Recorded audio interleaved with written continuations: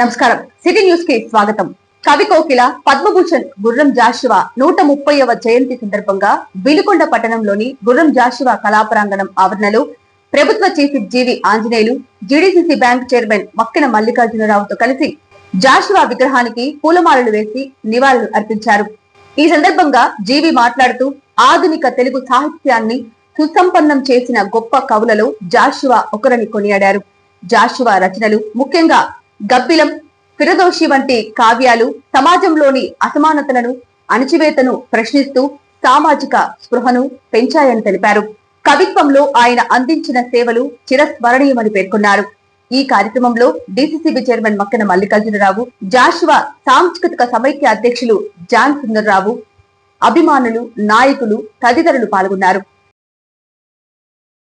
గుర్రం జాషువా గారి జయంతి కార్యక్రమంలో పాల్గొన్న అందరికీ హృదయపూర్వక నమస్కారాలు, అభినందనలు. గుర్రం జాషువా గారి జయంతి శుభాకాంక్షలు. 130వ జయంతి జరుపుకుంటున్నాం. గుర్రం జాషువా గారు ఈరోజు మన దేశంలో ఒక గొప్ప కవి, నవయుగ కవి చక్రవర్తి. సామాజిక న్యాయం కోసం వారు పోరాడారు. వారి కవితల ద్వారా సమాజంలో ఒక గొప్ప మార్పు కోసం పునాది వేశారు.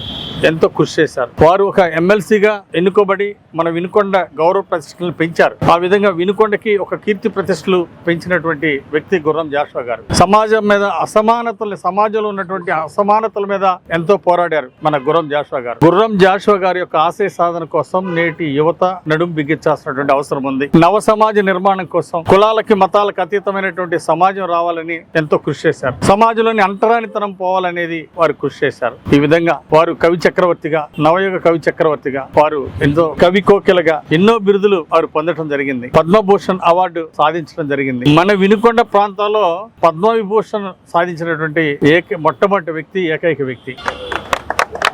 సో మన వినుకొండకి ఒక ఆదర్శం. రాష్ట్ర ప్రజలు, దేశ ప్రజలు గర్వించదగ్గటువంటి ముద్దు బిడ్డ గుర్రం జాషువా గారు. సో వారి ఆశయ సాధన ముందుకు జరగాలని వారికి గుర్తుగా ఎన్ఎస్పి గ్రౌండ్ లో ఒక మోడర్న్ డిజిటల్ లైబ్రరీని, గుర్రం జాషువా గారి లైబ్రరీని ఖచ్చితంగా ఏర్పాటు చేస్తాం మా ఎన్డీఏ ప్రభుత్వాలని ఈ సందర్భంగా తెలియజేస్తూ, అలాగే ఒక పెద్ద అంబేద్కర్ భవన్ కూడా ఇక్కడ నిర్మిస్తామని ఈ సందర్భంగా తెలియజేస్తూ, కార్యక్రమంలో పాల్గొన్న మిత్రులందరికీ కూడా పేరు పేరున అభినందనలు, ధన్యవాదాలు తెలియజేస్తూ జాషువా గారి ఆశయాల్ని మనందరం సాధించాలని అందరూ కోరుకుంటున్నా. జాషువా గారి పేరంటేనే వినుకొండ అంటేనే జాషువా గారు. ఇది ప్రపంచవ్యాప్తంగా ఈ రోజున అదే గుర్రం జాషువా కవి, విశ్వకవి. ప్రపంచంలో అన్ని దేశాల్లో కూడా ఈ రోజున ఆయనకు అభిమానులు ఉన్నారు. ఆయన సాహిత్యం బ్రతికుంది. ఆ సాహిత్యం ద్వారా వినుకొండకి మనకి ఖ్యాతి ఇచ్చినటువంటి గొప్ప మేధావి. మనందరికి కూడా ఆయన గుర్తులు లాంటి వ్యక్తిని ఈ సందర్భంగా తెలియజేస్తూ, ఈ రోజున ప్రభుత్వం కూడా గుర్రం జాషువా గారి పేరుని పరిశీలన చేస్తా ఉంది. పల్నాడు గుర్రం జాషువా జిల్లా అని కానీ, లేకపోతే జాషువా పల్నాడు జిల్లా అనేదాన్ని కూడా ప్రయత్నం జరుగుతామని ఆ సందర్భంగా మన చీఫ్ జీవి ఆంజనేయులు గారు, మేము, అదేవిధంగా మన ఎంపీ గారు అందరం కలిసి కూడా ముఖ్యమంత్రి గారితో మాట్లాడి గౌరవాన్ని తీసుకొచ్చే విధంగా చర్యలు తీసుకుంటామని సందర్భంగా తెలియజేస్తూ, అదేవిధంగా జాషువా గారి పేరు నిలబడే విధంగా మంచి ఆడిటోరియం కానీ ఇవన్నీ కూడా మన చీఫ్ గారు ఆలోచన చేస్తున్నారు. రాబో రోజుల్లో జాషువా గారిని మనం తలుచుకునే విధంగా, ఆయన పేరు నిలబెట్టే విధంగా చర్యలు తీసుకుంటామని ఈ సందర్భంగా తెలియజేస్తాం. మహాకవి, కవి కోకిలగా ప్రసిద్ధి చెందిన గుర్రం జాషువా 130వ జయంతిని పురస్కరించుకొని కేంద్ర, రాష్ట్ర బీజేపీ పార్టీల ఆదేశాల మేరకు, రాష్ట్ర అధ్యక్షులు పివిఎన్ మాధవ్ సూచనల మేరకు జిల్లా అధ్యక్షులు మరియు Ipuru market yard chairman Gorantla Satyanarayana, నియోజకవర్గ కన్వీనర్ యార్లగడ్డ లెనిన్ నిర్మాణ సారథ్యంలో జరిగిన ఈ కార్యక్రమంలో సావిల్యాపురం బీజేపీ మండల అధ్యక్షులు గట్టుపల్లి శ్రీనివాసరావు ఆధ్వర్యంలో చాట్రగడ్డుపాడులోని గుర్రం జాషువా విగ్రహాన్ని ముందుగా నీటితో శుభ్రపరిచి అనంతరం పూలమాలలు వేసి మహాకవికి తమ నివాళులు అర్పించారు. ఈ సందర్భంగా వారు మాట్లాడుతూ, కవి కోకిల జాషువా రచించిన కవితలు సమాజాన్ని చైతన్యపరిచి అణగారిన వర్గాల బాధలను ప్రపంచానికి చాటాయని కొనియాడారు. ఈరోజు జాషువా గారి కవి కోకిల మరి వినుకొండ ప్రాంతానికి పేరు మహాకవి 130వ జయంతి సందర్భంగా వినుకొండ నియోజకవర్గం చాట్రగడ్డలో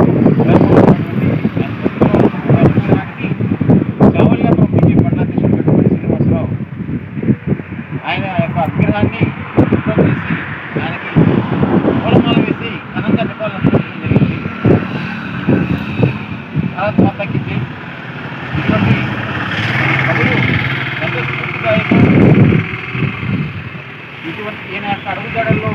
అందరూ కూడా నడవాలని చెప్పి కోరుకుంటూ భారతీయ జనతా పార్టీ తప్పకుండా ఈ యొక్క మహాకవి యొక్క గొప్పతనాన్ని దేశవ్యాప్తంగా అందరి ప్రజలకు చేరే విధంగా కృషి చేస్తుందని చెప్పి ఈ సందర్భంగా తెలియజేస్తున్నాను. భారత్ మాతాకి జై. ఇంటర్ నుంచి పీజీ వరకు చదివే జర్నలిస్టు మిత్రుల పిల్లలకు ప్రోత్సాహకంగా శివశక్తి ఫౌండేషన్ తరఫున మెరిట్ స్కాలర్షిప్లు అందించడం ఎంతో సంతోషంగా ఉందని ప్రభుత్వ చీఫ్ విప్ జీవి ఆంజనేయులు అన్నారు. 30 ఏళ్ల తన రాజకీయ జీవితంలో ఎంతో ప్రోత్సాహం, సహకారం అందించిన వారిపై గౌరవ సూచకంగానే ఈ నిర్ణయం తీసుకోవడం జరిగిందన్నారు. వచ్చే 5 ఏళ్లు కూడా ఇలానే ఇంటర్ నుంచి పీజీ వరకు చదివే జర్నలిస్టుల పిల్లలకు ఒక్కొక్కరికి 10,000 చొప్పున ఉపకార వేతనాలు అందిస్తామన్నారు. వారంతా బాగా చదువుకొని భవిష్యత్తులో ఉన్నత స్థానాలకు చేరుకోవాలన్నదే తన ఆకాంక్షగా పేర్కొన్నారు. ఆదివారం ఈ మేరకు శివశక్తి లీలా నంజన్ ఫౌండేషన్ ఆధ్వర్యంలో 35 మంది విద్యార్థులకు 10,000 రూపాయల చొప్పున అందజేశారు. అనంతరం మాట్లాడుతూ గత ప్రభుత్వం జర్నలిస్టులకు ఇంటి స్థలాల విషయంలోనూ అన్యాయం చేసిందని, త్వరలోనే వారికి 2 సెంట్ల పట్టాలు ఇస్తా అన్నారు. జర్నలిస్టుల కాలనీని రాష్ట్రంలోనే ఒక మోడల్ కాలనీగా తీర్చిదిద్దే ప్రయత్నం చేస్తామన్నారు. ఈరోజు మీ అందరికీ స్కాలర్షిప్లు ఇవ్వడంలో నాకు సంతోషంగా ఉంది. ముఖ్యంగా సెంటిమెంట్ ఏంటంటే, ఇప్పుడు అక్కడక్కడ ఎక్కడ చూసినా కొంతమంది సార్ నేను మీ స్కాలర్షిప్ తీసుకున్నాను, ఈరోజు ఈ మంచి పొజిషన్లో ఉన్నాను, ఈ గవర్నమెంట్ జాబ్లో ఉన్నాను, లేదా ఈ మంచి బిజినెస్ చేస్తున్నాను, లేదా మంచి ప్రైవేట్ కంపెనీలో మంచి శాలరీ డ్రా చేస్తున్నానని ఎక్కడ చూసినా నాకు శుభవార్తలు వినపడతా ఉంటాయి. అదొక సో ఆ సెంటిమెంటు చాలా బలంగా ఉంది. శివశక్తి స్కాలర్షిప్ మాకు అందిందంటే డెఫినెట్గా ఫ్యూచర్లో మేము మంచిగా సెటిల్ అవుతామని స్టూడెంట్స్ మాట్లాడుకోవటం నాకు ఎంతో ఆనందాన్ని ఇచ్చింది, సంతృప్తినిచ్చింది. ఈరోజు మీకు స్కాలర్షిప్లు ఇవ్వడంలో ముఖ్య ఉద్దేశం ఏంటంటే, ఈరోజు జర్నలిస్టులో చాలా మంది మధ్యతరగతి కుటుంబాలు, పేద కుటుంబాలు ఉన్నారు. ఆర్థికంగా లక్షాధికారులు, కోటీశ్వరులు ఎవరు లేరు. అందువలన మాకు నిత్యం మాతో పాటు ఉంటూ రాత్రింబవళ్ళు సర్వీస్ ఇస్తూ అర్ధరాత్రి ఏదైనా ప్రోగ్రాం జరిగినా పరిగెత్తుకుంటా వెళ్ళి అటెండ్ అవుతూ ఉంటారు. సో ఈ వృత్తి ఒకప్పుడు జర్నీస్లో ఎంతో రిస్క్ ఉంటుంది. సో ఒక బాధ్యతాయుతమైనటువంటి జాబ్. జర్నలిస్టు వృత్తి అంటే ఒక గౌరవప్రదమైనటువంటి వృత్తి, కానీ ఆదాయం ఎక్కువ ఉండే వృత్తి కాదు. ఆదాయం తక్కువ, గౌరవం ఎక్కువ. సో ఈ విధంగా ముడిపడి ఉన్నటువంటి అంశం. అందుకే మనం శివశక్తి ఫౌండేషన్ ద్వారా మెరిట్ స్కాలర్షిప్ ఇచ్చే దాంట్లో నాతో పాటు నిత్యం గత 30 సంవత్సరాల నుండి నాకు తోడుగా ఉండి నా విజయాల వెనుక, అట్లాగే నా కష్ట సుఖాల్లో పాలు పంచుకున్నటువంటి జర్నలిస్టు బిడ్డలకి ఈరోజు ఇవ్వడం, స్కాలర్షిప్లు ఇవ్వడం నాకు చాలా ఆనందంగా ఉంది. నాతో పాటు జర్నలిస్ట్ మిత్రులు ఈ గత 30 సంవత్సరాలుగా ఎంతో ప్రోత్సాహాన్ని ఇచ్చారు, సహకారాన్ని ఇచ్చారు. వారందరికీ పేరు పేరున హృదయపూర్వక ధన్యవాదాలు. జర్నలిస్ట్ సోదరులందరికీ కూడా ఇది మీ మీద ఉన్నటువంటి గౌరవంతో ఈరోజు పిల్లలకి ఇవ్వడం జరుగుతుంది. అంతేకాదు ఎవ్రీ ఇయర్ రానున్న నెక్స్ట్ 5-6 ఇయర్స్ కూడా ఎవ్రీ ఇయర్ పిల్లలకి ఇంటర్ నుండి పీజీ దాకా చదివే పిల్లలకి ఇదే విధంగా మనం స్కాలర్షిప్లు ఇవ్వడం జరుగుతుందని సందర్భంగా తెలియజేస్తున్నాను. ఒక్కొక్కరికి 10,000 రూపీస్ మన ఫౌండేషన్ ద్వారా ఇవ్వడం జరుగుతూ ఉంది. మీ అందరికి కూడా అంటే భవిష్యత్తులో మీరు బాగా చదువుకొని ఉజ్వల భవిష్యత్తుకి ఎదగాలి, మంచి ఉద్యోగాలు సాధించాలి, లేదా మంచి బిజినెస్లో ఉన్నత శిఖరాలకు ఎదగాలని నేను ఆకాంక్షిస్తున్నా. దేవుడు మీ అందరికీ మంచి నాలెడ్జ్, జ్ఞానాన్ని ఇచ్చి ఒక ఉజ్వల భవిష్యత్తు ఇవ్వాలని భగవంతుని నేను కోరుకుంటున్నా. శివశక్తి ఫౌండేషన్ ద్వారా చేసే ఈ చిన్న ఉపకారానికి నాకు చాలా సంతోషంగా ఉంది. మెయిన్గా ఇచ్చే అమౌంట్ తక్కువైనా ఇది మీకు భవిష్యత్తులో ఒక గొప్ప ఉన్నత శిఖరాలు తీసుకెళ్తుంది అని నేను ఆశిస్తున్నా. నా చేతి మీదుగా స్కాలర్షిప్లు ఇచ్చిన వాళ్ళు చాలా మంచి పొజిషన్లో ఉన్నారు.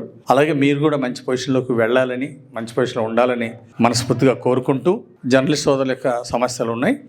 1 సెంటు వైసీపీ ప్రభుత్వంలో 1 సెంటు ఇవ్వడం చాలా బాధాకరమైనటువంటి విషయం. ఎవరూ చేయకున్నటువంటి పని. ఒక పెద్ద ఇల్లు కట్టుకుంటే అందులో బాత్రూమ్ అంత ఉంటుంది.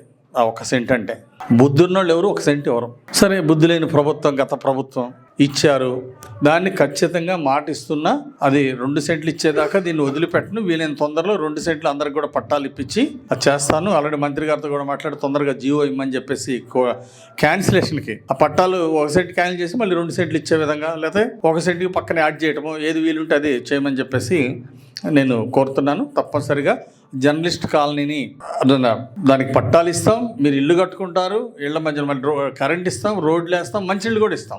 ఈ 210 కోట్లు వాటర్ స్కీమ్ తీసుకొచ్చాం. 210 కోట్లు వాటర్ స్కీమ్ తీసుకొచ్చాం. అది ఈ 2 yearsలో మొత్తం పూర్తి చేసి ఇంటింటికి మంచినీళ్ళు ఇస్తాం. దాంతోపాటు మీ కాలనీకి అలాగే ఫాస్టర్స్ కాలనీ ఎక్కడో వెల్టూర్ రోడ్డు దూరంగా ఉంది, ఆ ఫాస్టర్స్ కాలనీ కూడా ఇస్తాం. అట్లాగే వెల్టూర్ రోడ్లో అర్బన్ హౌసింగ్ ఉంది, ఎన్టీఆర్ అర్బన్ హౌసింగ్, అక్కడ కూడా వాటర్ ఇస్తాం. భారత ప్రధాని నరేంద్ర మోడీ జన్మదినం సందర్భంగా పలు సేవా కార్యక్రమాల్లో భాగంగా ఈపూర్ మండలం బుగ్గరం గ్రామంలో మండల సేవా పక్వాడా కన్వీనర్ కాకుమాను ఉదయ్ భాస్కర్ అధ్యక్షతన కంటి వైద్య సేవా శిబిరం నిర్వహించారు. ముఖ్య అతిథులుగా పల్నాడు జిల్లా బీజేపీ అధ్యక్షులు శశికుమార్ మరియు పల్నాడు జిల్లా బీజేపీ ప్రధాన కార్యదర్శి జిల్లా సేవా పక్వాడా కన్వీనర్ కట్టా సుబ్బారావులు పాల్గొని ప్రారంభించారు. ఈ కార్యక్రమంలో బీజేపీ నాయకులు అంబటి వెంకటరెడ్డి, గుడిపాటి చంద్రశేఖర్, ఈపూరు మండలం ఇన్ఛార్జి రత్నాకర్, గ్రామ నాయకులు, ప్రజలు, నర్సాపేట డాక్టర్ వి రెడ్డి నేత్ర వైద్య హాస్పిటల్ తదితరులు పాల్గొన్నారు. సేవా పక్వాడాలో భాగంగా మన ఈపూరు మండలం బొగ్గరంలో ఉన్నాము. ఇక్కడ మన ఈపూరు మండలం కన్వీనర్ గా ఉన్న మన కాకుమాను ఉదయ్ భాస్కర్ గారి ఆధ్వర్యంలో ఇక్కడ మెడికల్ క్యాంప్ ఏర్పాటు చేయడం జరుగుతుంది. కంటి వైద్య శిబిరము, అలాగే గ్యాస్ సిలిండర్లు వచ్చేసి ఉజ్వల గ్యాస్, కేంద్ర ప్రభుత్వం ప్రకటించిన ఉజ్వల గ్యాస్ సిలిండర్లు కూడా ఇవ్వడం జరుగుతుంది. ఈ రోజు రాష్ట్ర స్థాయిలో రాష్ట్ర అధ్యక్షులు వారు వినుకొండ ప్రోగ్రాం ఉన్నా సరే ఇంత బిజీలో కూడా మన జిల్లా అధ్యక్షులు వారు ఇక్కడ వచ్చి కార్యక్రమం చూసుకొని అటు వెళ్తున్నారు. అక్కడ జాషువా గారి 130వ జయంతి కార్యక్రమాన్ని నిర్వహించుకుంటున్నాం ఘనంగా వినుకొండలో. ఇక్కడ ఈ సిటీ న్యూస్ ఇంతటితో సమాప్తం. తిరిగి రేపటి సిటీ న్యూస్ లో మళ్ళీ కలుద్దాం. అంతవరకు సెలవు, నమస్కారం.